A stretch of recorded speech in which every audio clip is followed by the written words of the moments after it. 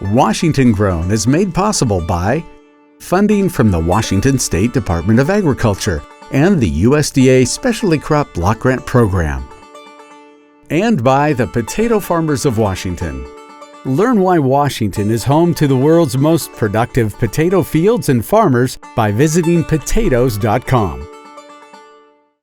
Hi everyone, I'm Christy Goranson and welcome to Washington Grown. North Central Washington is known for its world-class pears, but in recent years, this same area has faced some challenges with wildfires.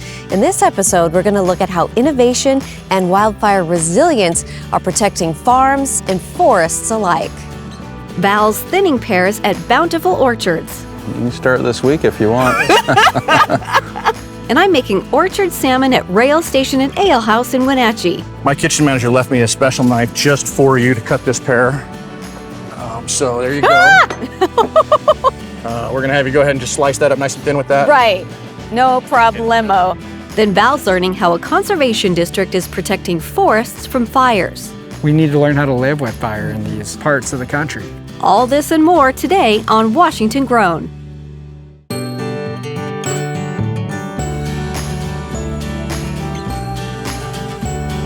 Cooking with Christy. Sweet. Jiminy G. Willikers. Watch my bangs. Go big or go home. Ah, right in my eye. You made me a believer. Oh, I am making a mess. Oh, Val, I love you. Heaven on a plate. That's yummy. We're gonna get a to-go cup for these? Yeah. You keep talking, I'll keep eating. Here in Wenatchee, one historic building is returning to its roots. Back when it was built in 1906, this building was a fruit warehouse. And today, they're bringing Wenatchee's bounty to the people as Rail Station and Ale House. Delicious and unique flavors are delighting guests, but you don't have to take my word for it. The menu's huge, so there's something on the menu for everybody. Something about the flavor, the consistency, the whole plate, the presentation, and there's always enough left over for later. It's delicious. We do a little bit of everything, I guess you'd say. Owner and chef Todd Mill knows that people love a good pizza or steak, but he also likes to create more unique and interesting dishes to scratch that creative itch. Most of my best dishes happen in the middle of the night. I got it. I have to wake my wife up and she goes, that sounds disgusting. You have to prove it to me. Okay. But it's just weird things that click in my mind all the time, trying to put strange flavors together and do different stuff. I love coming here. I've been coming here for years. Kind of a family-oriented place, people having a good time, some live music, maybe some things going on behind the bars. You need to get your down here. I was, 9 to 5 chef with a tie, and a folded over thing, and not really cooking much except in the test kitchen. We decided, let's go back to basics where I can do stupid, crazy things that I come up with in the middle of the night and Give them a try. maybe win $20 if it sells. There you go. That's awesome. Don't miss later in the show when Chef Todd and I make Rail Station's orchard salmon. Watch my bangs. Burn the hole.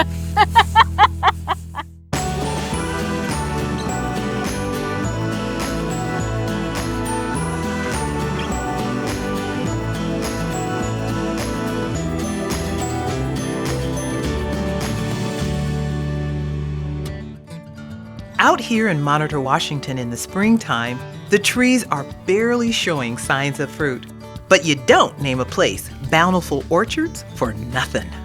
Pretty soon, these trees will be bursting with pears.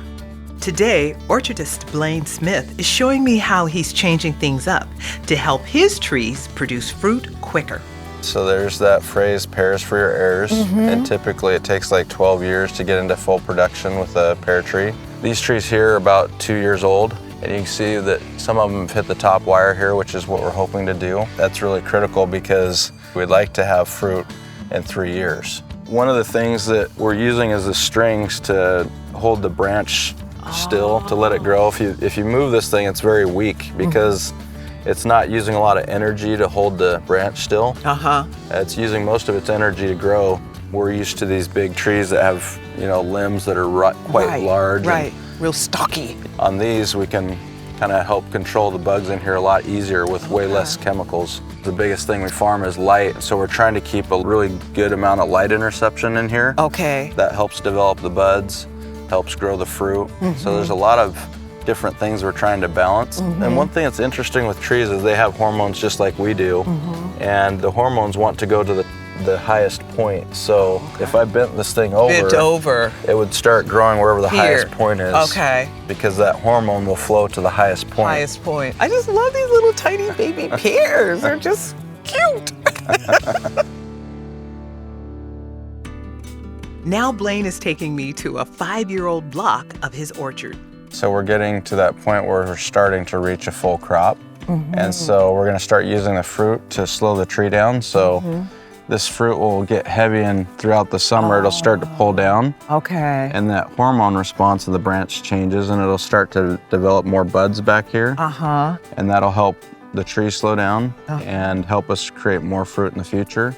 I'm just trying to change what we always have thought we could, do to reach better quality fruit with better yields that are more sustainable, less chemicals, less water. It's fun trying new things. It's a challenging industry, but this actually makes me very excited. Well, I say you're doing a really good job because I see the growth, the evidence. Now I know what to look for. Pear orchard. At this time of year, Blaine and his crew are doing something called thinning. That means breaking off some of the buds so the trees put energy into making bigger pears. You think it's wasteful, but you actually get a bigger, more beautiful piece of fruit. Okay. And you actually get better yields. I love that perspective. Yeah.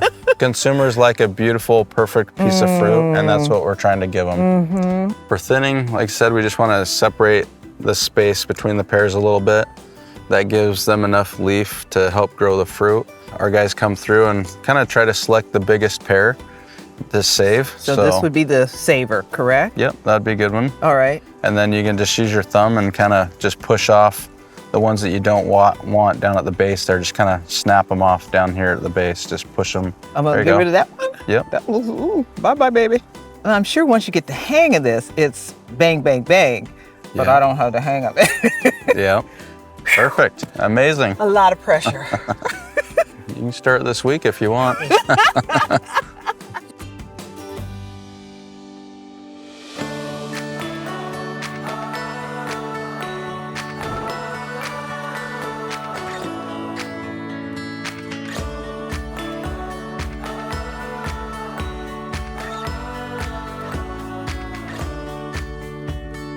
Hey everybody, Ana Lucia and I are here in the Cascade Mountains right in the middle of blustery October. It is gorgeous up here in the fall, and just because you're around hiking in the woods doesn't mean that you still can't have a lunch with good Washington grown ingredients. Isn't that right? Yeah, I'm hungry. Okay, well me too. So we packed ourselves a sack lunch full of Washington goodies. So let's see what we got.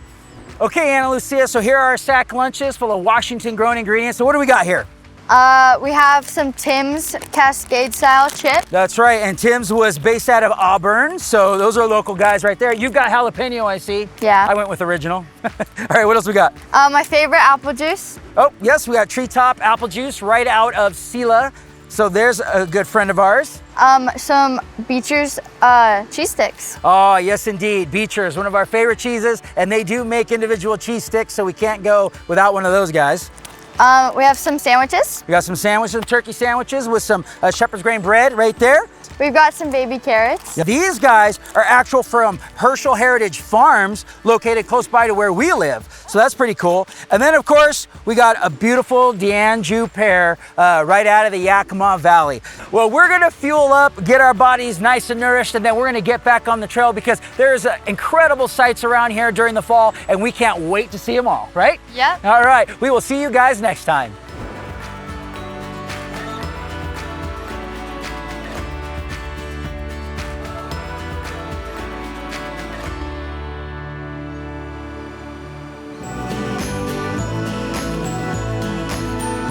Washington and Oregon are major pear growing regions in the U.S. What percentage of pears do we grow here? I'll have the answer for you right after the break. Coming up, I'm making orchard salmon at Rail Station and Ale House in Wenatchee. My kitchen manager left me a special knife just for you to cut this pear. So there you go. We're gonna have you go ahead and just slice that up nice and thin with that. Right. No problemo. Then Tomas is trying a blueberry prosciutto pizza at McGlinn's Public House. I did not think this was gonna work, but it's working. It is. It's perfect.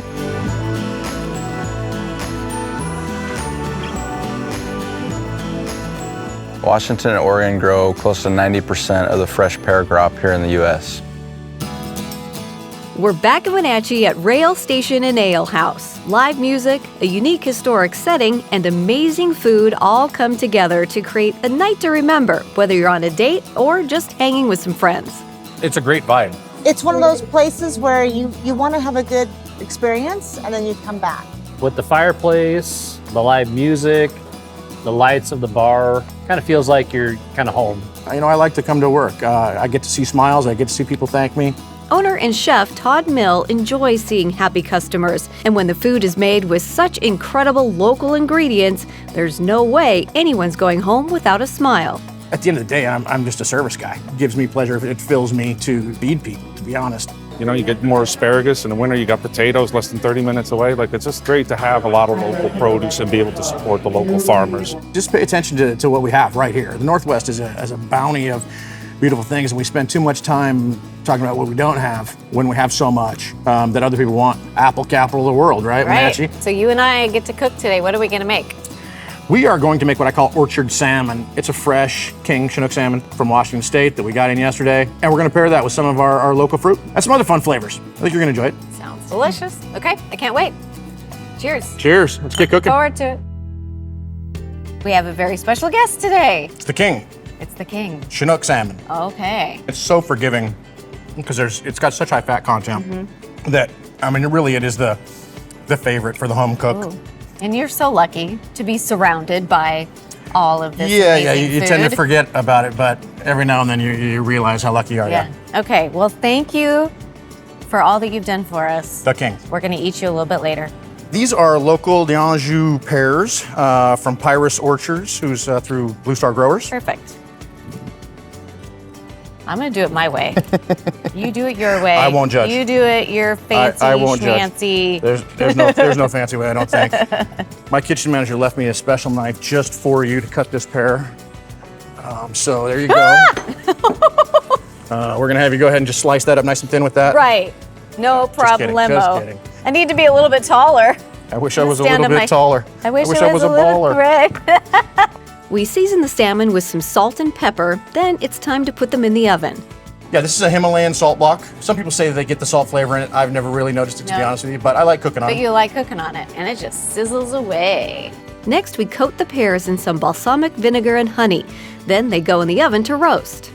This next step looks like fun. What are we going to make? We're going to make the apple fennel butter. Apple fennel butter. These are sugar bee apples from Chelan Fresh. Got a nice sugar content in the skin that caramelizes well for us. A buttload of butter. Butter. So, a lot of butter. You want to cook this thing? Yeah, let's do it. I'm always impressed with the pros' knife skills and how these are just That took probably 18 hours for me to do. Perfect and tiny. Yeah, and I realized when I was doing it, because I was doing it mindlessly, that it's going into a food processor afterwards. I could have literally smashed it with a mallet and stuck it in there. And, oh, well, they look beautiful. Yeah. We brown the butter with some fennel and about half the apples. Then, time for a secret ingredient. Secret ingredient? Secret ingredient. Just to give us that extra caramel touch. Watch my bangs. Fire in the hole. That was awesome. I did that just for you. We put the rest of the butter and the cooked apples into the food processor and blend it up. Then we add some chopped fennel frond and some of the uncooked apples. Very good. I can't wait. I'm getting hungry. Are you getting hungry? Too. Actually, I'm hungry. Yeah. I meant really. Yeah. Not for the show. Yeah. I'm actually getting hungry.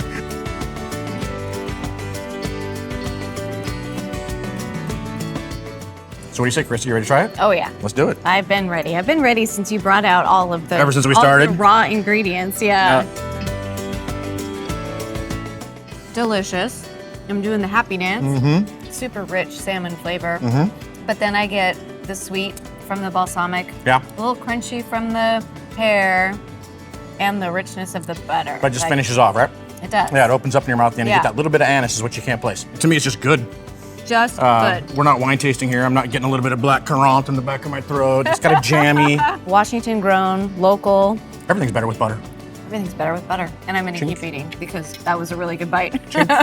Cheers. I saw all this out. For this and other recipes for the home chef, visit us at wagrown.com. Coming up, Val's learning how one conservation district is protecting Wenatchee forests from forest fires. We need to learn how to live with fire in these parts of the country.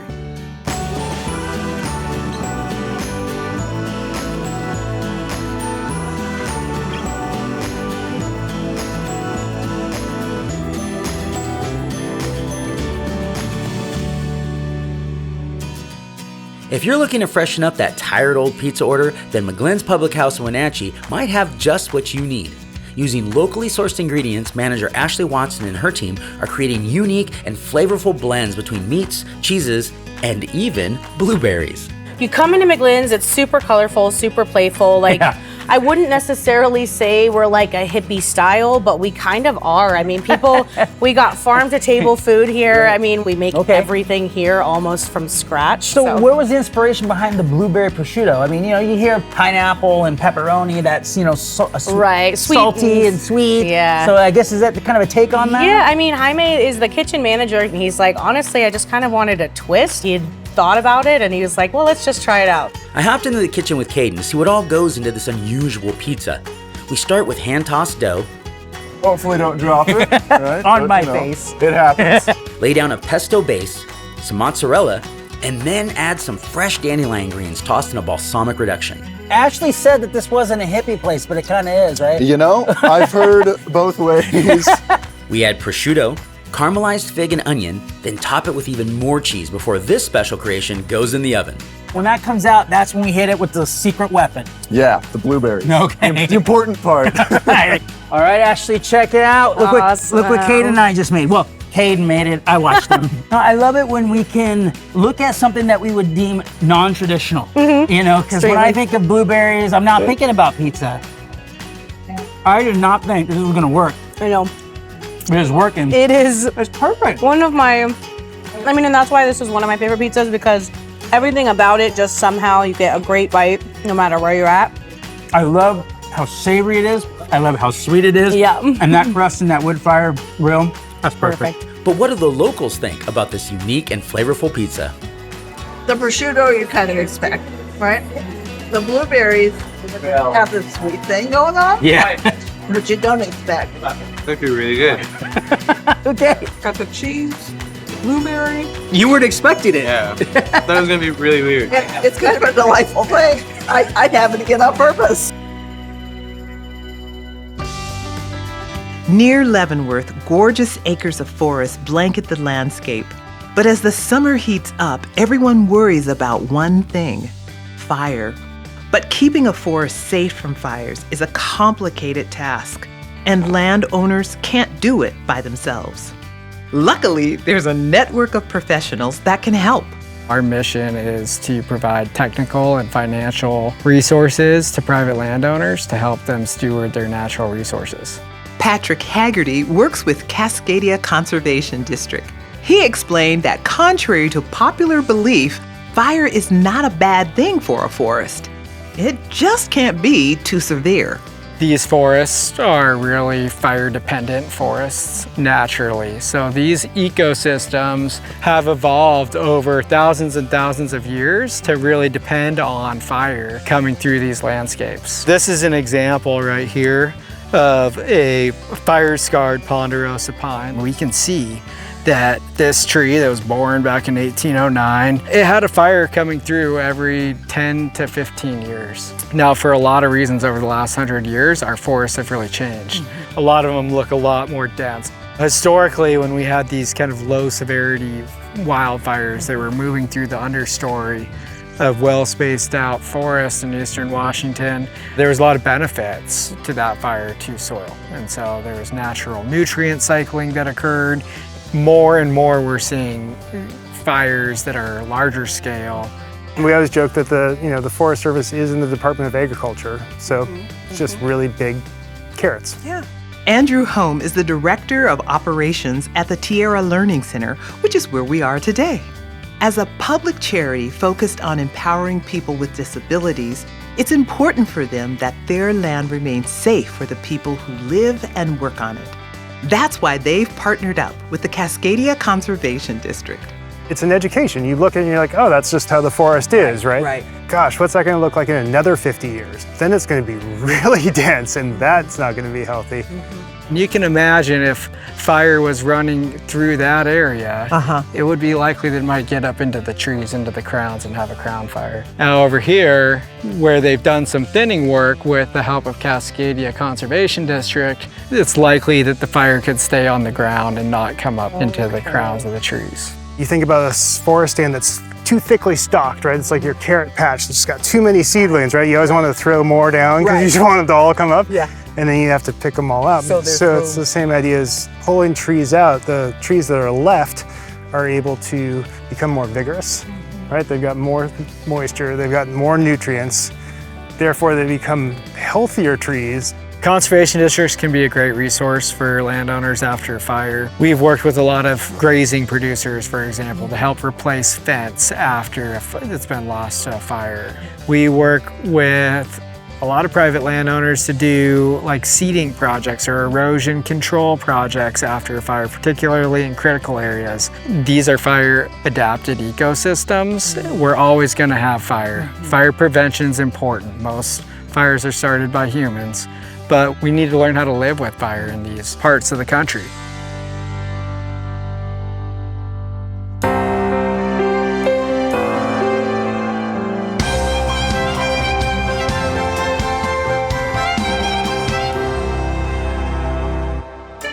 Washington's history has been defined by how it manages water. Visionary infrastructure, forward-thinking laws, and cooperation have made Washington's farmland some of the best in the world. The roots of water management in Washington trace back to a time when water use was largely unregulated and based on informal claims. In the late 1800s, settlers in the Wenatchee Valley began diverting river water through ditches and canals, transforming arid land into orchards. By the early 1900s, canal companies expanded irrigation across thousands of acres, and mid-century investments modernized those systems with pipelines and improved efficiencies. Today, irrigation in the valley is managed through a mix of public and private entities, including irrigation districts and the Chelan County PUD, which works to balance agriculture, residential, and ecological water needs. The region's long-standing investment in irrigation has enabled it to remain one of the nation's premier fruit-producing areas. Similar efforts unfolded across central Washington, connecting local canal systems with large federally backed irrigation networks. One of the state's most monumental is the Columbia Basin Project. The Columbia Basin Project, authorized in 1943, diverts water from the Columbia River through a vast canal network that irrigates over 670,000 acres of farmland. This project is in an area that is really a desert, 10 inches of rainfall or less. So if you went to places in the West where you saw that type of rainfall, you'd see a desert. Well, in our case, we've been able to add the magic ingredient, which is water from the Columbia River. And this is a large river. The Columbia Basin Project uses less than 2% of the flow of the Columbia River, and it's made the landscape bloom. And so with the very fertile soils that were available, with the water, we've been able to turn the region into an oasis. We grow a lot of crops in the state of Washington that we couldn't grow for the lack of irrigation. And on the Columbia Basin Project, well over 200 crops are produced on an annual basis, some with very large acreages, some with very small acreages. But the ability to have water resources, the soil resources, and the climate resources, the very long days that we have here in the Northern Hemisphere, create a perfect environment for tremendously diverse agricultural production. Its network includes over 300 miles of major canals, around 2,000 miles of laterals, and 3,500 miles of drains and wasteways. Though massive, the project remains only partially complete. More than 300,000 acres still lie eligible for development. There's still work to be done, and the folks in the area recognize that water supplies from the Columbia Basin Project are something they can bank on. There's good certainty surrounding them from now on into the future. Farmers are also adopting advanced technology to use every drop more efficiently. Over 90% of the farmland in the Columbia Basin project is irrigated through some sort of advanced irrigation technology. What you see a lot are the center pivots that deliver water. Farmers can be very precise with their water deliveries with that kind of technology. In south central Washington, the Yakima Valley stands as one of the state's oldest and most complex irrigation systems. Launched in the early 1900s, the Yakima Project transformed a dry river basin into one of the nation's most productive farming regions. A series of reservoirs high in the Cascades feed hundreds of miles of canals that deliver water across the valley's orchards, hop fields, and vineyards. More than a century later, the project still sustains nearly 500,000 acres of farmland, along with the towns and communities that grew around it.